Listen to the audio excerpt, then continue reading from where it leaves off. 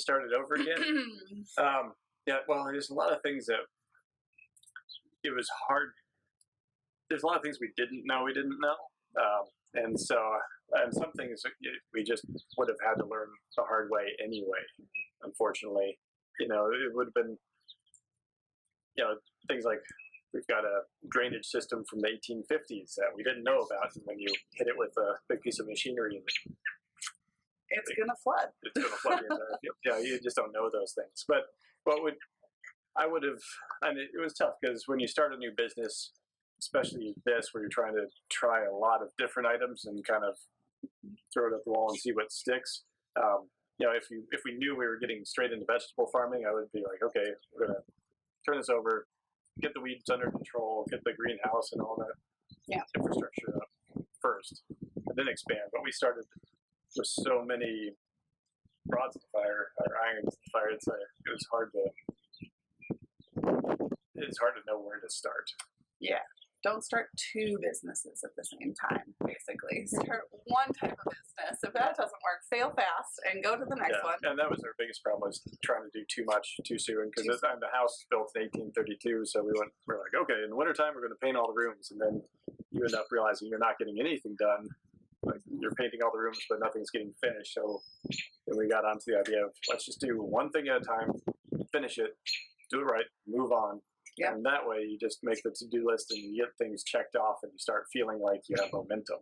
And that was important. I feel like we're actually getting from point A to point B, wherever point B is taking us, but we were getting there slowly. Yeah. I mean, there's this idea, especially now with tech companies in particular, there's this idea that you're going to start your business one day and it's going to grow and become a amazing, successful business within a year.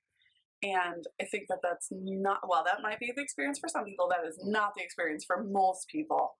And, the trajectory sort of more looks like this a little bit as small business owners figure out what works, what doesn't, and try again.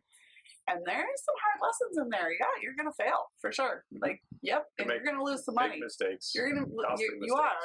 And I think the key is figuring out, okay, are you going to fix it? Is this fixable? How are you going to do it? How are you going to solve it? What's working? What's not working? And figuring that out to keep going forward, I think, is key. So, and I would say one of the things that helped us, it seems so minor, aside from the production issues, right?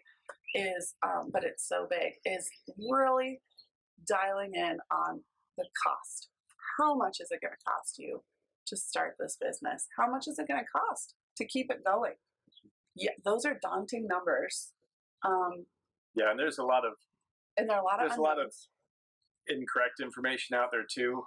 Some people are like, oh, you can start a farm at $10,000. Like, maybe, but probably not. Like, I know a lot of people, like, they're starting a farm, it's easily $100,000 plus investment just to get going. Yeah. And so it's just, trying to figure out what you're willing to spend. Are you willing to go into debt or not? Are you willing to ask for money? Yeah. And making some of those decisions early on is important, and not being afraid of them. You cannot be afraid. You can't avoid making decisions because they will get made in business. So, because sometimes, as a farmer and just in life, it's easy to push off those hard decisions. And, later and later, you need to tackle those first. Because like when we started off, like, this wasn't an agricultural district, so it's like you got to work on getting that into it because that will help us further down the line. But we eventually figured a lot of that stuff out. Yeah. Some of the legwork up front. I would say we've been helped so much along the way by farm mentors and people in the business community, people in the city who, once they realize that we're here to stay and actually are doing something beneficial and get our vision. I mean, being able to communicate that vision, especially for a farm, is important. So it's like taking that vision, but also the reality of it and making them work together. Yeah, so some things we think might be popular or might sell at market. People are just like, nope, never heard of it. Don't want to touch it. It's like, okay. That's all right. That's either marketing or we scrap it or try something new. Yeah. Mm-hmm. It's a learning. It's a journey. Yeah, you can't go back. You can just go forward. We've learned enough now that we can help mentor other farmers that are starting out, that's been really nice. Yeah. Because we've made our fair share of mistakes, and helping people not to make those mistakes is great.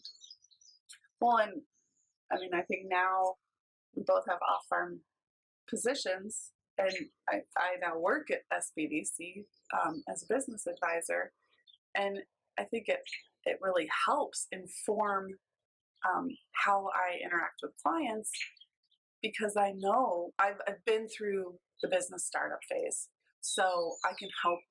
I feel like I can help really start identifying and helping them through that, because there are so many unknowns.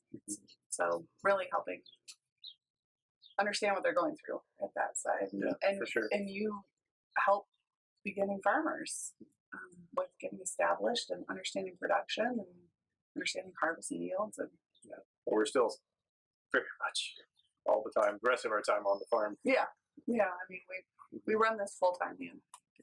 And you have to be open to receiving help and receiving criticism or suggestions. Because some people, they've got their vision of the farm and that's it, or any business. Any business.